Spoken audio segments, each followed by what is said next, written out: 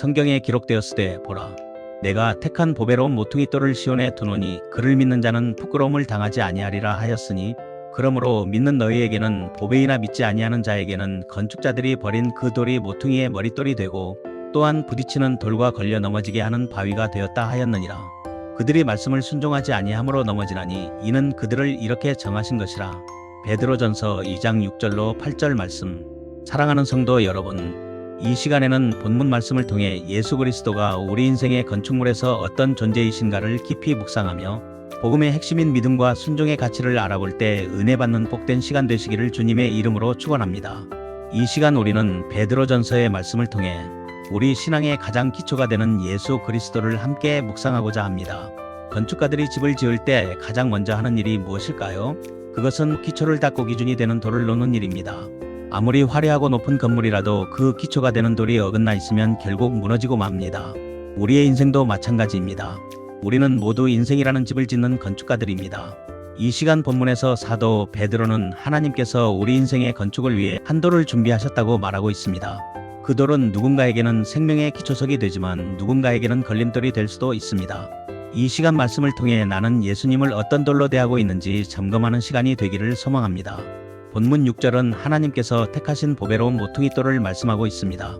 보라, 내가 택한 보배로운 모퉁이 돌을 시온에 두노니 그를 믿는 자는 부끄러움을 당하지 아니하리라. 그렇다면 모퉁이 돌의 의미는 무엇일까요? 당시 유대 건축 양식에서 모퉁이 돌은 두 벽이 만나는 지점에 놓여 건물의 전체 방향과 수평을 잡는 가장 중요한 기준석이었습니다. 하나님께서는 예수 그리스도를 이 땅의 구원을 위해 가장 중요한 모퉁이 돌로 세우셨습니다. 그렇다면 모퉁이 돌에 대한 하나님의 평가와 세상의 평가는 어떻게 다를까요? 하나님께서는 예수님을 가리켜 택한 보배로운 돌이라고 부르십니다. 세상은 예수님을 힘없고 초라한 실패자로 보았을지 모르지만 하나님께서는 예수님을 인류 구원을 위한 유일하고도 가장 귀한 구세주로 선택하셨습니다. 하나님께서는 이 돌을 믿는 자는 부끄러움을 당하지 않으리라 고 약속하십니다. 여기서 부끄러움은 단순히 창피함을 뜻하는 것이 아니라 마지막 심판의 날에 당할 멸망과 실패를 의미합니다. 세상의 재물이나 명예, 건강은 우리가 위기에 처했을 때 우리를 부끄럽게 만들 수 있습니다. 그것들은 영원하지 않기 때문입니다. 하지만 예수라는 반석 위에 인생을 세운 사람은 결코 흔들리지 않습니다. 이 시간 본문 7절은 믿는 자에게는 보배이나 믿지 않는 자에게는 버린 돌이라고 말씀하고 있습니다. 믿음이 가치를 결정합니다. 똑같은 다이아몬드라도 가치를 모르는 아이에게는 그저 딱딱한 돌멩이에 불과합니다. 예수 그리스도라는 보배를 알아보는 유일한 통로는 바로 믿음입니다. 여러분에게 예수님은 정말 보배이십니까? 여러분의 삶에서 가장 가치 있는 우선순위가 되고 계십니까? 모퉁이의 머릿돌은 건축자들이 버린 돌입니다.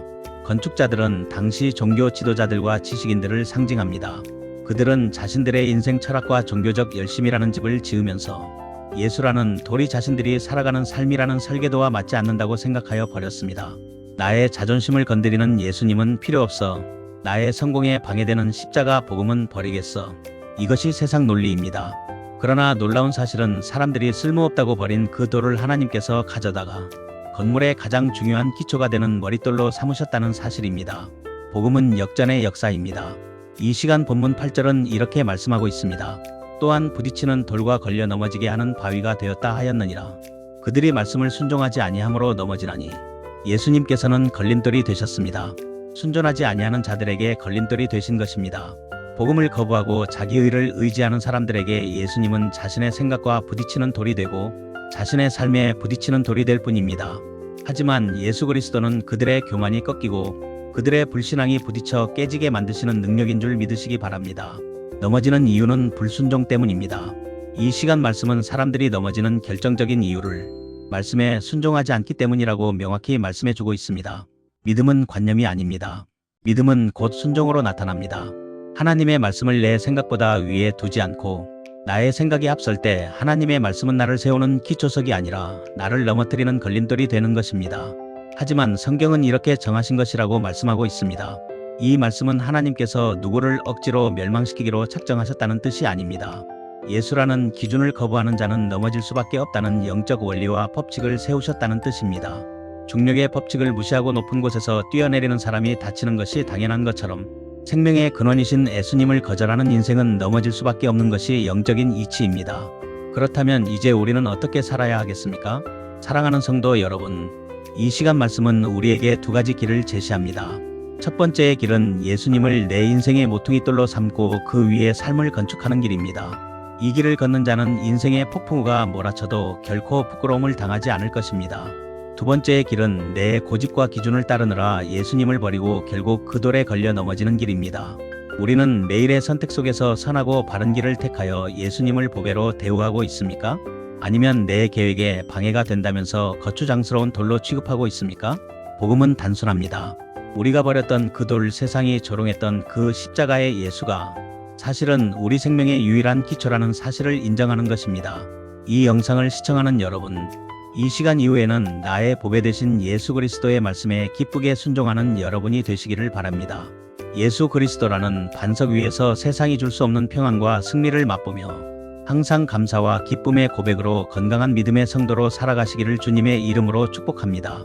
기도드리겠습니다. 하나님 아버지, 아무런 가치가 없던 저희를 위해 가장 보배로운 모퉁이돌이신 예수 그리스도를 보내주심에 감사를 드립니다.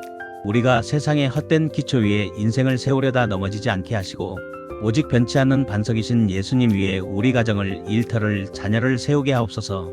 말씀에 순종함으로 부끄러움을 당하지 않는 당당한 천국 시민의 삶을 살게 하여 주시옵소서.